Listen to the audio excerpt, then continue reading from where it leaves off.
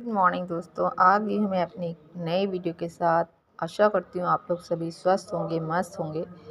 तो आज का जो मेरा वीडियो है वो रोबोटिक्स को लेकर है, एआई को लेकर है, जो एमपीपीएससी प्रीलिम्स में सूचना एवं प्रौद्योगिकी करके जो टॉपिक है उससे रिलेटेड है। ठीक है, तो जैसा कि आप देख पा रहे हैं यहाँ चैट जीपीटी दिया है, रोबोटिक्स के बारे में पूछा गया है, फ्लेमिंग के बारे में पूछा गया है, टेराबाइट्स के बारे में पूछा गया है। तो इससे पहले कि मैं अपना वीडियो स्टार्ट करूँ, आप सभी से मेरा निवेदन है कि मेरे चैनल को लाइक और सब्सक्राइब ज़रूर करें।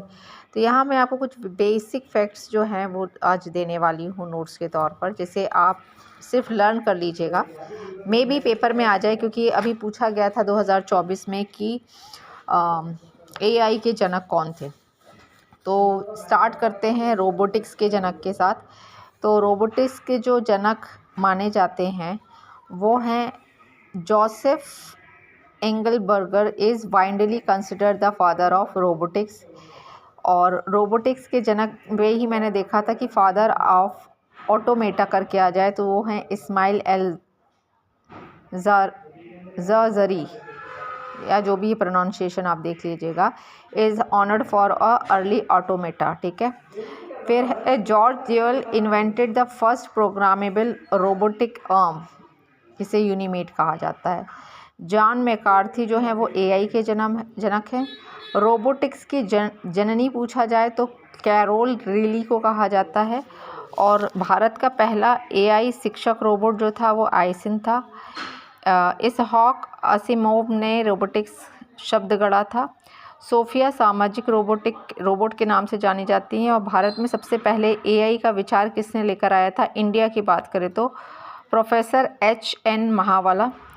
यदि एआई का 30% रूल पूछा जाए कि एआई का जो 30% रूल होता है वो किससे संबंधित है, तो वो छात्रों को अपने काम में एआई का योगदान 30% से अधिक नहीं रखना चाहिए।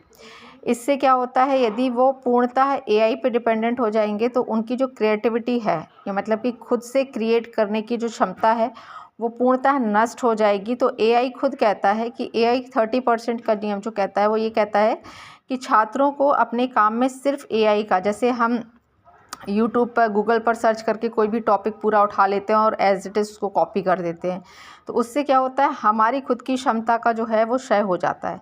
तो एआई का 30% नियम जो है वो ये कहता है कि छात्रों को अपने काम का एआई का योगदान सिर्फ 30% ही रखना चाहिए, उससे अधिक नहीं लेना चाहिए। एआई के 5 पिलर्स पूछे जाएँ तो ये लिखे हुए हैं। एआई की माँ कौन है? That means the who is the mother of AI. Father of AI तो पूछा जाता है, मदर ऑफ एआई में भी कभी आ गया तो उसको लिखिएगा कि फीफी लिख करके हैं, जो मदर ऑफ एआई है। ठीक है, और रोबोटिक्स की मदर ऑफ एआई कौन है? तो कैरोल रीली को कहते हैं मदर ऑफ रोबोटिक्स। तो these are the basic facts.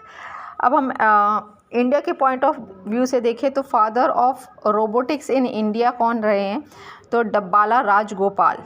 ठीक है, ये father of robotics in India रहे हैं, डब्बाला राजगोपाल। फादर ऑफ एआई कौन रहे हैं? तो डॉक्टर राज रेड्डी। तो इंडिया के पॉइंट ऑफ व्यू से father of AI in India और फादर ऑफ रोबोटिक्स, ये भी दो बेसिक फैक्ट्स हैं। तो इसको आप पढ़ लीजिएगा, आप उसका स्क्रीनशॉट ले लीजिएगा। आशा करती हूँ कि आपको वीडियो पसंद आए, तो चैनल को लाइक और सब्सक्राइब ज़रूर करें। Thank you.